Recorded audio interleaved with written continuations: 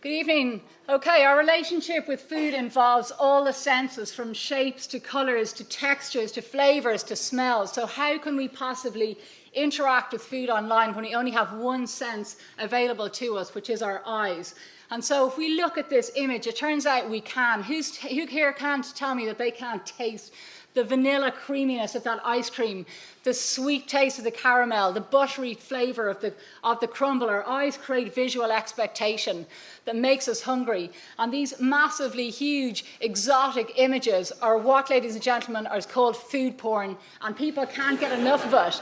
And people are getting their daily fix of this every day. There are a huge number of food porn sites out there. Food Porn Daily is my favourite one. Big, succulent, juicy images that create and make us salivate. There's Dessert Stalker, Food Gawker, Food Hoe, Pork Porn.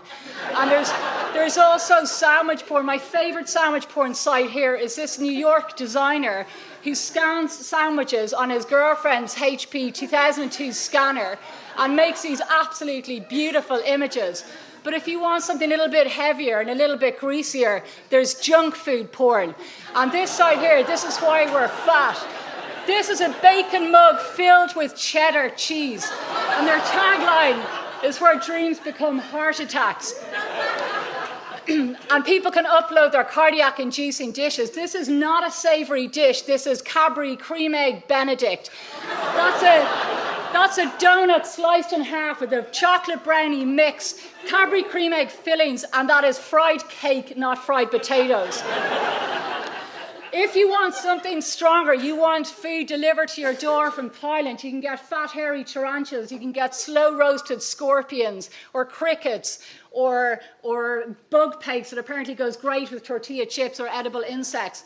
Creating art. This guy on the left spends hours in freezers creating life-size sculptures out of butter. And this guy on the right created a Biscuit City out of 72,000 biscuits in a London department store for 1 week using digestive. This guy created, you can see here, this is made of salmon fillets, there's potato rocks, there's parsley grass, there's sugar beach, there's dill trees and bread rocks everywhere. Absolutely phenomenal, phenomenal art. And we're just all going nuts about food online. There's 100 million searches for food globally, and recipes is by far and away the top thing that people are searching for. We're absolutely educating ourselves. We're interested in the nutritional value of food, and there are hundreds of food apps with calorie counters and food diaries that even assess the kind of food that suits your moods now. It's absolutely phenomenal, the way we're trying to engage with food.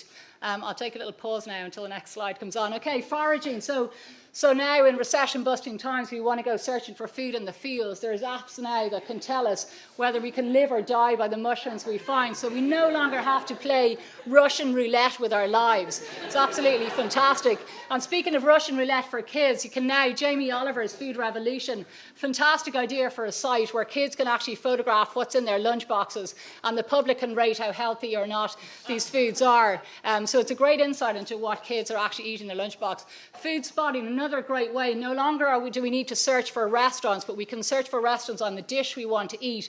And there's no advertising artistry on the foods. These are taken by the public, and you can see what your friends have recommended in local restaurants in your area. If you want to find a little roadside eatery, there's Road Food. It's in the States, and they pick out all these eateries that are 10 miles off a highway. But wouldn't that be amazing in Ireland? There's no more shops down the side of the road, that we had something that would tell us what's off the M1 or the M3. Crowd flavour sourcing is absolutely massive now for big food brands. Bren & Jerry have done it, gets great fan engagement. Rely on the public to creatively come up with concepts for flavours of their next product, and it gets just huge, huge interest. And one particular brand, Vitamin Water, took it to the next level, got the fans not only to come up with the flavour, but also for the name of the brand and also designing the packaging. And they went from 500,000, they're nearly up to 3 million fans on their Facebook page as a result of this. Crackbird, we all know about. Joe Macken set up a pop-up restaurant on a credit card with a startup with 8,000 and used Twitter, that here today, gone tomorrow principle that works so well with people. And finally, just coming up to Christmas, this wonderful idea. No longer do you have to go to a farm to pick out your Christmas turkey. These guys set up a turkey cam so you can watch your little turkey getting fat for Christmas. And the site has since gone down, and I think they objected to the invasion of their privacy on death row. So thank you very much.